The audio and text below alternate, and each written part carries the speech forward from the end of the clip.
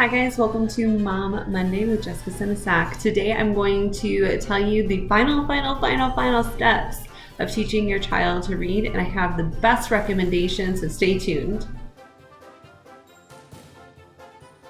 So when you have an amazing cousin who has 4 amazing children and has taught their child to read several times, you listen.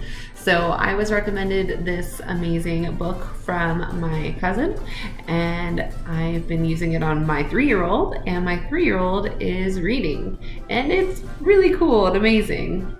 So my son and I do 1 page a day in this wonderful book.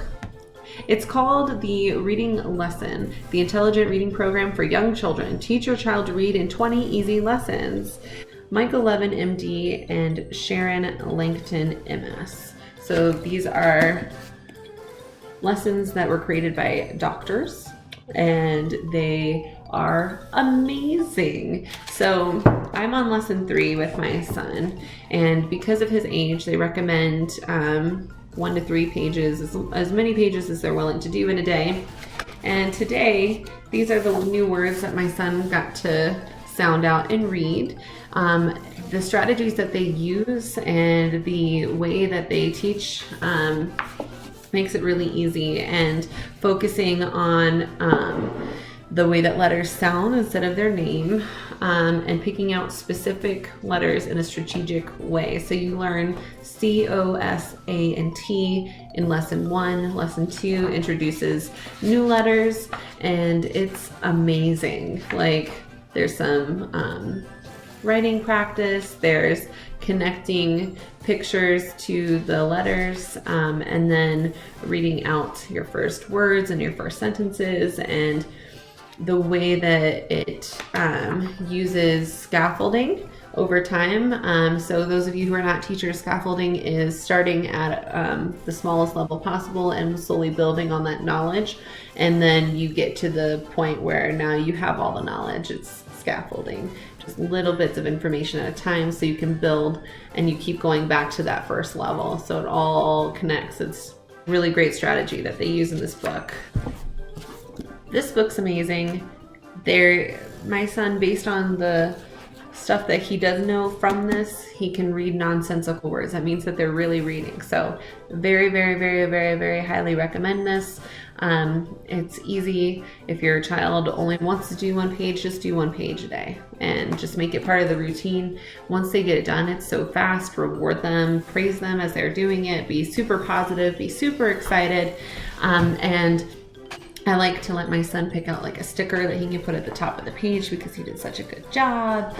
Some days he wants to do more than 1 page. So just base it on that. And, I give him the choice, do you want to do this or do you want to do your reading lesson? Like, I don't set the schedule because if he's not in the mood, he is not enjoying doing it. So I hate when he's not enjoying it. So we don't force him. Now, part of my final lessons and final tips of teaching your child to read is not just using this. Once you're done with this, make sure that you have story time every day.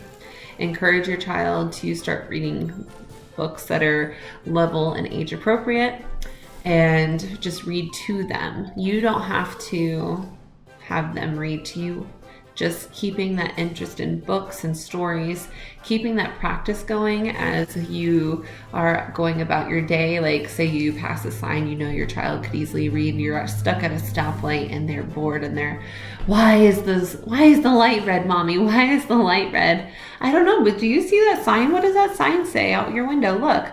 Oh yeah, I see it. And then they start sounding it out, and then they have something to do and they're distracted, and you're reinforcing what they've learned. You're reinforcing their reading skills, and it's wonderful and exciting, and you're keeping up with it.